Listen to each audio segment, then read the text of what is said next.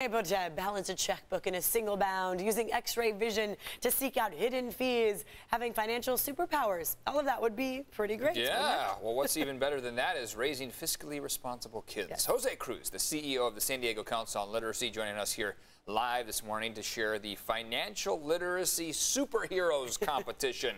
We love this. Thanks, Jose, for being here.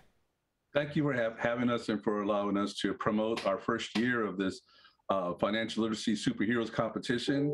San Diego Council on Literacy has not done this before, and we're just looking for a number of entries. The deadline is coming up real quickly here, but we were just looking for a way to teach financial literacy information in a way that was fun and engaging. It's not the most fun topic in the world. Sometimes parents aren't really crazy about worrying their kids about money, but it's an important thing. And so we used the superheroes theme, the Comic-Con Museum as a partner, as well as a number of sponsors, the Mission Federal Credit Union, Kaiser Permanente, and the Society for Financial Awareness. So, Jose, the superhero theme, I think, will appeal to a lot of kids. Tell us how the contest works. What are kids supposed to be doing for this? So it's a comic book themed, and they're supposed to maybe produce like a cover of a comic book or even a page with the panels, and present a message, financial literacy message. We get points for original characters and artwork and such, but that message is really important. And we're getting entries. We're having so much fun looking at these as they come in, and we're happy to share these. I think people need to see that the children do grasp this.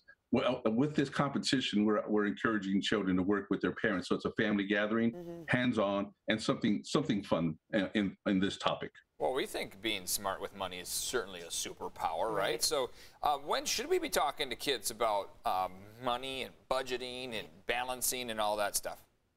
You know, that's a great question, because, and maybe you can't avoid it so much. And if you go shopping, for example, and you're looking at, you give a child an allowance, if they're old enough for that, maybe they're old enough to be having a conversation about saving money and spending wisely, and comparing prices on products and such.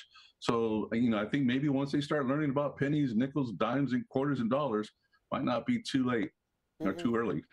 And they do create a lot of toys where you don't have to actually give them all the actual money, where they can learn with, like, you know, the parts, the pieces, and at least figure out what a dime is and how many in a dollar. So what are some activities you recommend to start off, some games perhaps that kids can play? Well, you know, it's funny because Monopoly kind of teaches you about money a little bit, and also about paying bills, rent, etc.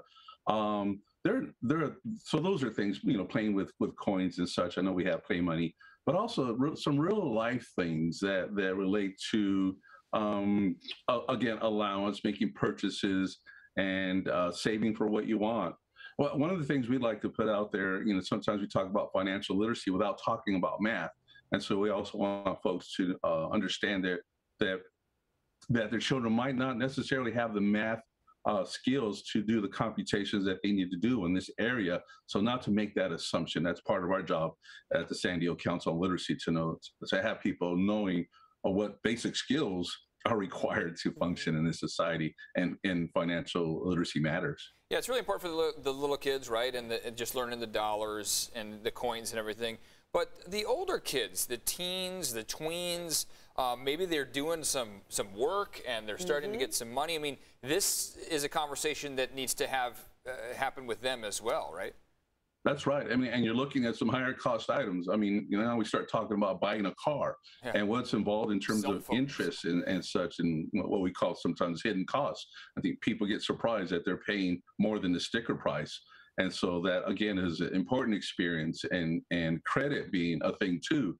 That you know, what are the rates of credit cards? What are the rates of loans, et cetera? What's it really going to cost you when you buy that car? How do you save for it? And how do you do that in a way that's balanced and allows you to do other things? Right. And Jose, I'm sure a lot of kids are hearing parents talk about how expensive things are.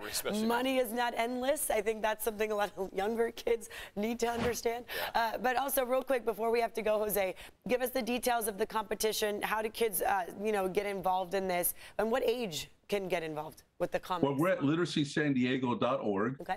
And there you can find more information. The entries are coming in ages 4 to age 17. The competition ends midnight tomorrow, so that's midnight Friday, March 11th. We're looking for those entries. Go to our website, literacysandiego.org, and that way you can submit your entry online. We'd love to see some of those entries. That's a creative competition. Bang, pow, bam to those bad finances, Yeah. Jose. Yeah, there we go. And save. That's right. Thank you, Jose. Thanks, Jose. Thank you.